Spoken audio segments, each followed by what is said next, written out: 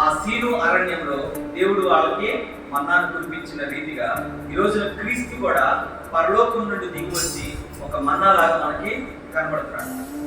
మన్నా ఎలా కనబడుతుంది అంటే ఆకాశం నుండి వచ్చినలాగా కనబడుతుంది. అట్లాగే యేసు ప్రభు కూడా భూమికి సంబంధించినటువంటి వ్యక్తి కాదు, ఆకాశం నుండి దిగి వచ్చినటువంటి వ్యక్తిగా మనకి కనబడుతున్నాడు. రెండోది సన్నని కణంలాగా, అంటే ఆకాశ మహాకాశాలు పట్టజాలన్నటువంటి దేవుడు నీ కోసం నా కోసం ఒక మానవుడిగా పుట్టాడు అని అంటే ఆయన నీ కోసం నా కోసం ఎంత తగ్గింపుగా వచ్చాడు అన్నది మనం గ్రహించాలి. మూడోది మన్నా తెల్లగా కనబడతాడు.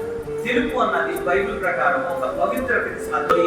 ఆయన ఎంత పరిశుద్ధంగా బ్రతికాడో మనం కూడా అంతే పరిశుద్ధంగా బ్రతకాలని ఈ రోజు మనం తీర్మానం